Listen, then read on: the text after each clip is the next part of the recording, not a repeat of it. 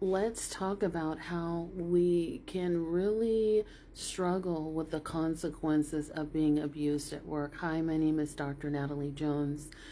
I have worked in the mental health field for several years, and I really appreciate this comment.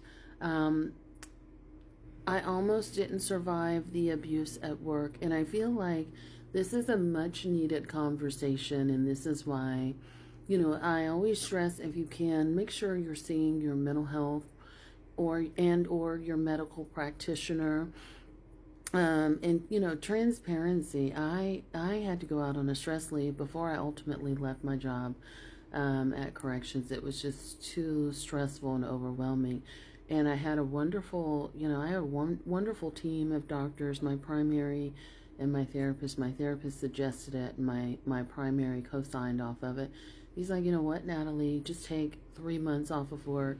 And just PSA, you know, taking stress leave is something, those are benefits. If you live in the U.S., I'm realizing now that even on TikTok I have international people, so people that watch me from Canada and Europe and other places. But here in the U.S., those are benefits that you pay for. So I always recommend, take those benefits if you have them, use them. You don't get a hero for not taking time off. You don't get a hero for breaking your back and working every day. So if you have stress leave, short-term disability benefits, use those. We typically pay into those quite handsomely, I might add. And so they recommended that I take the time off before, my supervisor, or excuse me, my therapist rather, was like, "Why don't you leave? You can leave corrections and be just fine." And we process that out. But taking stress leave, to get that 3 month mental health break. And let me tell you, when you take stress leave, time goes by super duper fast. And it's like, ooh, your body is reacclimating to just life in general. And when I took stress leave is when I really got inspired. And I'm going to tell you, I'm going to let you guys in a little secret on who inspired me. Who inspired me to actually leave my job was white women.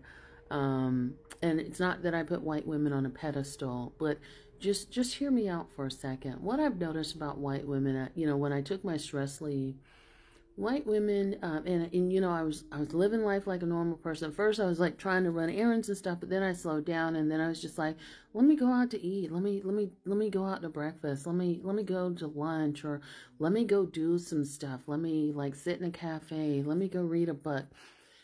And I noticed every time that I went out to do something fun, white women were always out, and they are always out living life casually. And that means that they're not in a hurry to go anywhere. Like, no matter what time of day I would go out to eat, they're always there with their friends. They're going to yoga. They're walking around my neighborhood, and they're just, every day, like at 9 o'clock, 8 or 9 o'clock, when I'm supposed to be at work, they're out leisurely strolling and just, there was such an ease with them. And I'm like, damn, they don't have no job to go to. They don't, no one's rushing to do anything. And they're just like, no, they're with their children, they're doing their thing, and they're in their yoga pants. They're having their girl brunches. They're doing their thing. And of course, I know this is not all, but I'm like, you know what? I aspire to have a life with ease and freedom, and not, be running the rat race. Don't get me wrong, I loved a lot of aspects of my job, but I also had other aspects that I didn't like. And at the time when I was leaving, it's always something with the supervisor that I had. It was very neurotic, and they were on you. You can never do your job right. It was just brutal. And I'll be honest, it took me a year to really like deprogram from that and like start to feel like a normal, sane human being, where I could just like be okay in my own skin. But I would say, I started to get the inspiration when I was out on stress leave, and I was like, you know what? I aspire to have a life like that, where, just you're free, you're calm, you're not really, running the rat race. And I don't feel like I have a target on my back. I know that I'm, like when you're in a high stress job, you start to doubt your qualities as a clinician, because that's kind of what they do. They sort of tear you down, and there's always this, there's always that. And, I'm like, I know I'm a good practitioner. I have a private practice. My clients are getting results there. Like, what am I doing? Why am I doing this to myself? And, I realize it's because it's hammered into me at a very young age to 9 to 5, government benefits, do this, do that. And, you want to stick that job out. And I remember telling my mother at the time, she's like, don't leave that job, girl. That job is, that whole rhetoric about that good government job. And I feel like she was part of the reason why I stayed. I know she was. And then when I was like, you know what, that doesn't work for me anymore. I don't subscribe to that anymore. And I think I'm slowly dying. Even though I felt like there was something dying inside, because I wasn't really living life the way I wanted to live life, and that was true to me, and that was functional to me. And I wasn't going to be the best practitioner I could be, much longer, because I was burning out, crashing out fast, right, with that job. So I was like, they're never going to promote me there. They're never going to see my worth. They're never going to, value me as a person. Not once has there ever been a thank you or anything like that. And, it's just abuse on top of abuse on top of abuse, BS on top of BS. So I was like, let me just go and just try it and see, so I was like, I'll give myself a year or two, see what happens. And I've been okay. I've been more than okay, actually, as I was like, I was worried about making the same amount or more, on my own. And again, finances, everything was fine. There can always be more, but just everything worked out fine. But I had to like really start to value peace of mind over everything else. And that's what I would encourage you or anybody else to do from here on out in your life.